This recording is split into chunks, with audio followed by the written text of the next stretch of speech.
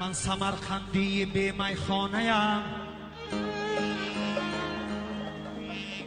من سمرقندی به میخانه‌ام، اون سمرقند گشته از غمخانه‌ام.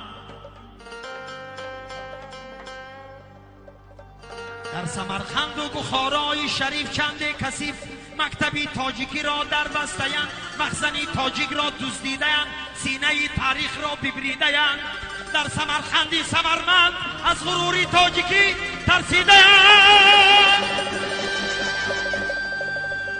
در سمرقند و بخارای شریف بر تاجیکان داده بس حسنادهای زورکی، بر جگرگاه نموی آریان زخمها زد کاردهای زورکی.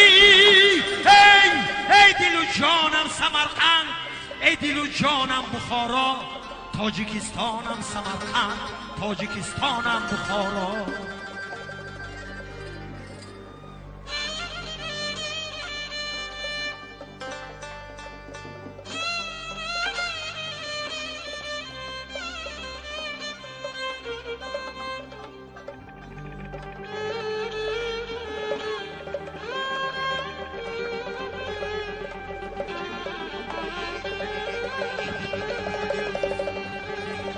اگر روده بخشکد باز روده آید از کوهسار، اگر احساسی ما خوش کرد، اگر عشقی دلی ما و تو خوش کرد، جای فریاد است که به او بهر نه نشأه عمر و نه ایجاد است.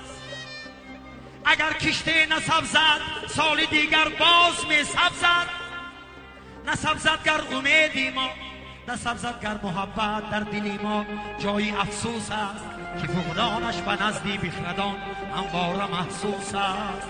اگر کوه شود از یرش یکسانی زمین غم نیست، اگر دردی محبت کم شود جای پشیمانی است.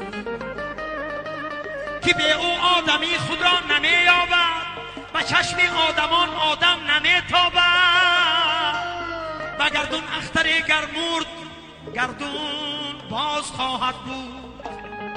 اگر عشق دلی ما مرد جایی گریه و زاری است، که به او در نگاهی من فلک از اختران خالی است. زمین و آسمان از عاشقان و شاعران خالی است. جهان بیچاره نالی نیست میدانم، که باید زندگانی کرد.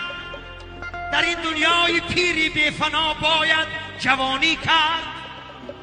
تو پیوندی منی بر روزگاری تازه الحق، تو پیوندی منی بر نوبهاری تازه الحق.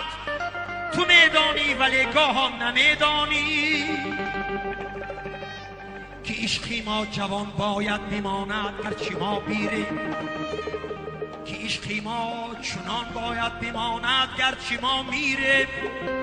که تا امروز سوزان بود، اسیان بود، طوفان بود.